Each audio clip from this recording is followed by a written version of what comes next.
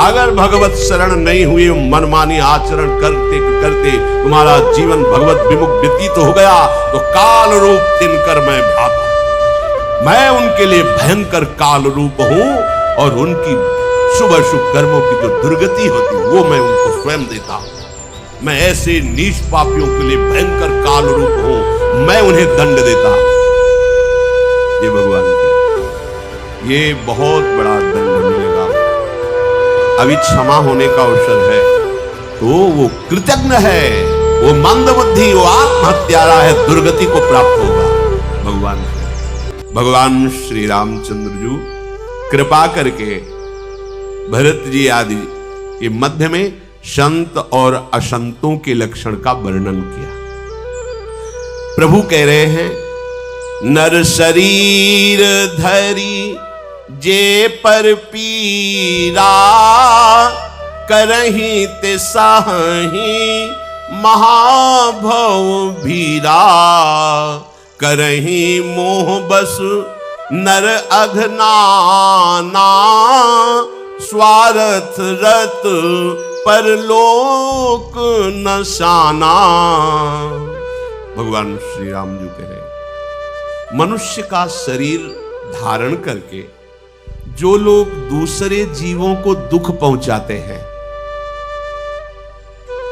अब आप देख लीजिए, जो मांस भक्षण आप करते हैं, जो आप ऐसे, ये बहुत बड़ा दंड मिलेगा आपको। अभी क्षमा होने का अवसर है, प्रभु की शरण में हो जाओ तो कह रहे, हम तो हम सर्वपापेभ्यो मोक्षयिष्यामि मा शुचा। स्वामी है वो, क्षमा कर सकते हैं, दूसरे की सामर्थ्य नहीं है, क्षमा कर देंगे। भगवान स्वयं कह रहे हैं, मनुष्य का शरीर मैंने तुम्हें दिया और तुम दूसरे जीवों को दुख पहुंचाते हो तो मृत्यु के महान कष्ट के भोगने के लिए तैयार हो जाओ।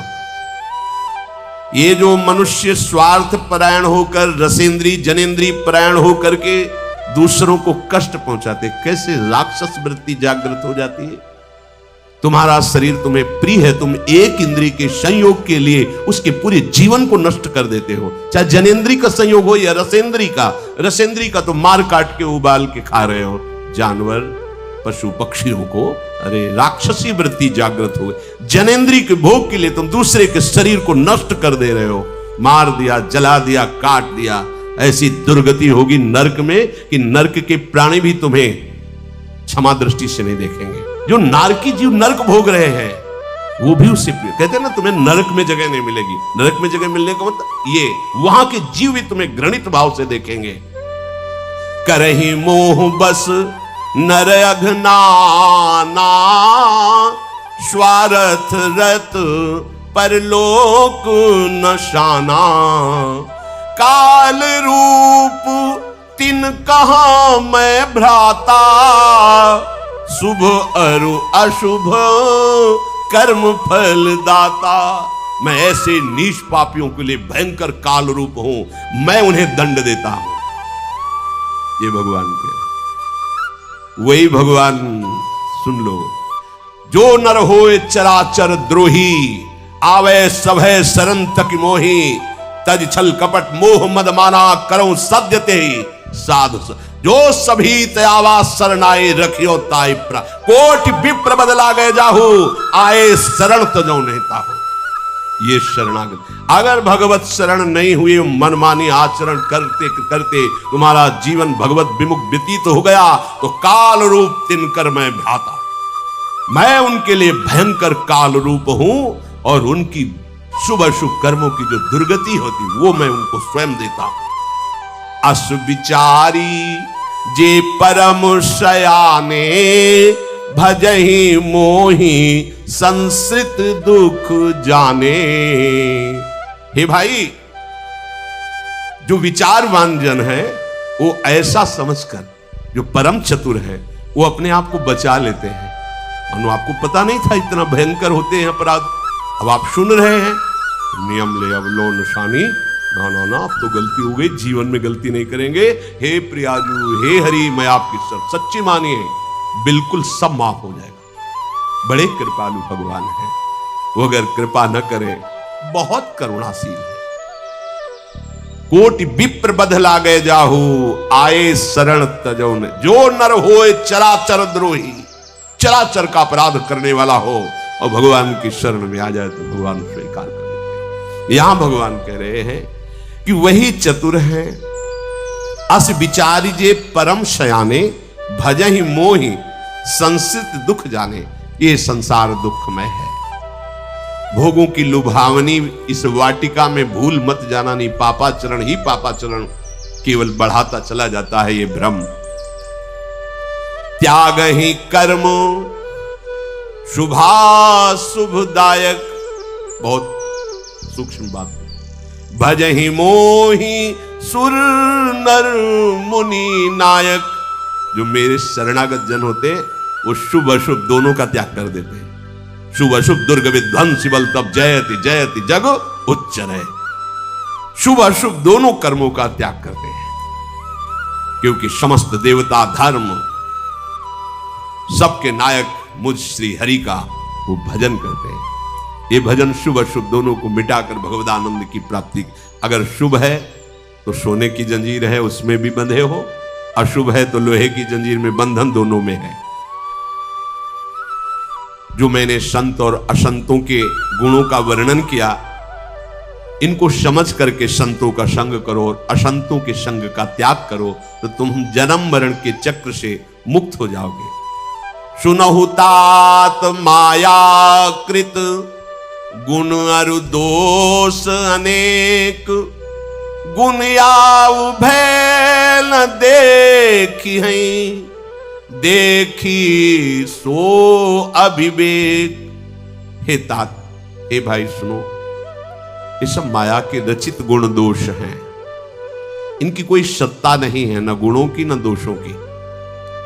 इसलिए सच्चा गुण विवेक यही है कि यहां ना किसी के गुण देखो ना दोष देखो, सब में भगवत भाव करो और निकल चलो इस माया से। भगवान के श्रीमुख के वचन सुनकर समस्त भाई और श्री हनुमान जी आदि बड़े आनंदित हुए। हृदय में प्रेम नहीं समा रहा, बार बार विनय कर रहे हैं। विशेष करके हनुमान जी को अपार आनंद हो रहा है। भगवान श्री राम जी फिर अपने महल को गए। एक बार श्री रघुनाथ जी ने सबको बुलाया। गुरु वशिष्ठ जी, सब ब्रह्म ऋषि, नगर निवासी, अयोध्यावासी, मुनि, ब्राह्मण सब आए। सबको यथा योग्य सम्मान सहित बैठाला गया और भगवान सबसे कह रहे हैं, सुनहु सकल पुरुजन मम बानी। कहूं न कछु ममता उर आनी। नहीं अनीति नहीं कछु प्रभुताई। सुनहु करहु जो तुम्हें ही सुहाई। सोई सेवक प्रीतम मम सोई। मम अनुशासन माने जोई। जो अनीति कछु भाषो भाई। तो मोहि बर जेहू भय बिसराई। भगवान राजाधिराज श्री रामचंद्र जी महाराज सबको सम्मान से बैठाल कर कहा, हे पूज्य जनों, हे नगर निवासियों, मेरी बात सुनो।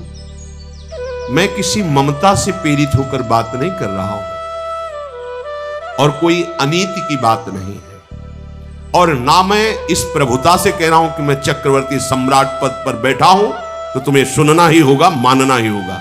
ऐसा भी नहीं है। तुम्हें संकोच और भय छोड़ करके मेरी बात सुनो और यदि अच्छी लगे तो उसे स्वीकार कर लेना। देखो, मेरा वही सेवक है, मेरा वही प्यारा है जो मेरी आज्ञा का पालन करे। सोई सेवक प्रीतम मम सोई। मम अनुशासन माने जोई। यदि मैं थोड़ी भी गलत बात, अनीति कह रहा हूं तो आप खड़े हो जाना और बेखटके मुझे रोक देना कि तुम गलत बोल रहे हो। देखो भाई, बड़े भाग मानुष तनु पावा, सुर दुर्लभ सब ग्रंथनी गावा। साधन धाम मोक्ष कर द्वारा, पाई न जेहि परलोक संवारा। सो परत्र दुख पावई, सिर धुनि धुनि पछिताई। काल ही कर्म ही ईश्वर ही, मिथ्या दोष लगाए। यही तन कर फल विषय न भाई, स्वर्ग स्वल्प अंत दुखदाई। नर तनु पाई विषय मन देहि, पलटी सुधाते सठ बिसले। श्री भगवान ने कहा, बड़े भाग्य से मनुष्य शरीर मिला है। सब ग्रंथों में इस मनुष्य शरीर की बड़ी महिमा गाई। दुर्लभो मानुषो देहो। ये शरीर की चाह देवता भी करते हैं कि मुझे भारत भूमि में मनुष्य शरीर मिले, लेकिन दुर्लभ है। बड़ी कठिनता से मनुष्य शरीर मिलता है। इसमें साधना करके हम मोक्ष पदवी प्राप्त कर सकते हैं। जो मनुष्य शरीर प्राप्त करके भजन नहीं करते, परलोक नहीं संवारते हैं, वो महान दुख प्राप्त करता है। भगवान के वचन है। सिर पीट पीट कर उसे पछताना पड़ेगा एक दिन। वो काल पर दोष लगाता है, भैया समय साथ नहीं दिया, बड़ा विपरीत समय है, अब क्या करें। वो ईश्वर पर दोष लगाता है ईश्वर पर, कर्म पर, काल पर मिथ्या दोष लगाता है। भाई, इस शरीर को अगर आप भोगों में न लगाएं, अधर्म युक्त भोगों में, तो आपका सब काम बन जाएगा। फिर भजन करने में रुचि बढ़ने लगेगी। अगर अधर्म युक्त भोगों में लगाओगे तो पापवंत कर सहज स्वभाव, भजन मूर्ति भाव न काऊ। ये शरीर तुम्हें विषय भोगों के लिए ही केवल नहीं मिला है, ये भगवत प्राप्ति के लिए ही केवल दिया गया है। अभी समझ में नहीं आ रहा है। जब ये छिन जाएगा तब समझने कि जो योग्यता थी वो भी छिन जाएगी। अन्य जीवों में एक एक इंद्रियों की विशेषता होती है। कोई घ्राण इंद्रिय, कोई नेत्र इंद्रिय, कोई श्रवण इंद्रिय से काम चलाता है। अपने सब इंद्रियों पुष्ट, विवेक पुष्ट, आप जो चाहो वो स्वरूप प्राप्त कर सकते हो। ये शरीर विषय भोगने के लिए नहीं मिला भाई। इस जगत के भोगों की बात क्या, स्वर्ग के भोग भी बहुत लघु हैं। पुण्य खत्म हुए फिर जन्म होगा। अंत में दुख प्राप्त होता है स्वर्ग भोगी को भी। अतः नर्तन उपाय विषय मन देहि, पलट सुधाते सठ बिसलेहि। जो मनुष्य शरीर प्राप्त करके भजन न करके, भगवत आज्ञा के अनुसार न चलकर, धर्माचरण न करते हुए मनमानी आचरण, अधर्माचरण, भोगों को हिंसा दोष आदि वृत्तियों से युक्त होकर भोगता है, बोले वो अमृत का त्याग करके विष का पान कर रहा है। पारसमणि को खोकर कोई घुघुची उठा ले, उसे कोई बुद्धिमान नहीं कहते। यहां तुम जितना बटोर रहे हो वो सब घुंघुची के समान है। यदि राधा राधा पारसमणि नहीं जपे, हरिवंश महाप्रभु भी कहते, मणिगण पुंज ब्रजपति छाणत, इत हरिवंश कर गई कंचु। मणि को छोड़कर कांच बटोर रहे हो, हाथ कुछ नहीं लगेगा। नाम जप परम धन है, नाम जप परम व्रत है, नाम जप परम ज्ञान है, नाम जप परम सुख है। आप जप के तो देखिए। 4 और 84 योनियों में चक्कर लगाते देखकर कभी करुणा निधान भगवान काल कर्म स्वभाव गुण के घेरे से हटाकर उसे मनुष्य देह देते। शायद अब भजन करके अपने को मुक्त कर ले। मनुष्य शरीर ये भवसागर से तरने के लिए बड़ा सुंदर जहाज है। मेरी कृपा इस जहाज को अनुकूल वायु की तरह आगे बढ़ाती है, और इस जहाज को खेने वाले सदगुरुदेव भगवान है। करंधार सदगुरु, सदगुरु भगवान इस जहाज को भव समुद्र से पार करने वाले हैं। अब कितना बढ़िया सुंदर नौका मिल गई, उस पे बैठ गए, खेने वाले गुरुदेव और भगवान की कृपा रूपी अनुकूल वायु उसे अनुकूल दिशा में बढ़ा रही है। जो ऐसा सौभाग्य प्राप्त करके अपना कल्याण नहीं कर लेता तो वो कृतज्ञ है, वो मंदबुद्धि, वो आत्महत्यारा है, दुर्गति को प्राप्त होगा। भगवान कह रहे, ध्रुवदास जी ने भी कहा, बार बार तू बनत नहीं, यह संजोग अनूप, मानुष तन वृंदा विपिन रसिकन संग विविरूप। भगवान कह रहे, मनुष्य शरीर मिला, सदगुरुदेव का संग मिला, मेरी कृपा की वायु तुम्हें आगे बढ़ा रही, फिर भी तुम अवज्ञा करके विषयों की तरफ जा रहे हो तो तुम आत्महत्यारे हो, निंदनीय हो, तुम दुर्गति को प्राप्त होगे, हमारी कृपा की अवहेलना कर रहे हो।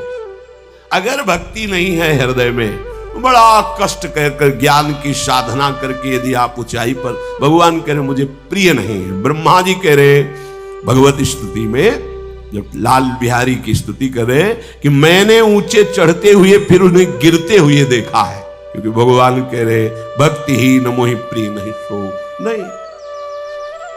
बड़ा सुखद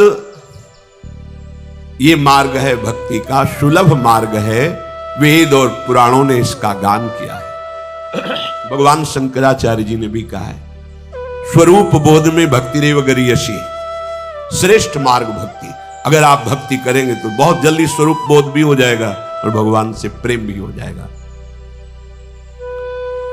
भक्ति स्वतंत्र सकल सुख खानी, बिनु सत्संग ना पावे ही प्राणी, पुण्य पुंज बिनु मिलहि न संता, सत्संगति संस्कृति कर अंता। भक्ति किसी के अधीन नहीं है, ज्ञान वैराग्य आदि के, ये स्वतंत्र है। ज्ञान वैराग्य इसके अधीन है, पुत्र है इसके। सब महान चिदानंद सुख प्रदान करने में समर्थ है भक्ति, इसीलिए सब सुखों की खानी है। परंतु बिना संतों के संग के इस भक्ति का प्राप्त करने का और कोई उपाय नहीं। एकमात्र बिनु सत्संग न पावे, बिना सत्संग के भक्ति प्राप्त नहीं होती। कोई बड़ा पुण्यात्मा भगवत कृपा पात्र होता है, उसे ही साधु संग मिलता है।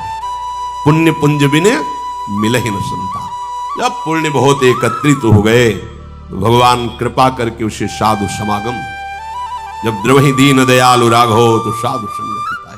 पर दुर्गमो, साधु संग भी मिल जाए तो दुर्गम है, जैसे पहाड़ पर चढ़ना दुर्गम है, ऐसे बड़ा दुर्लभ है। साधु संग का लाभ दैन्य को ही प्राप्त होता है, दूसरों को नहीं प्राप्त होता, इसलिए दुर्गमो।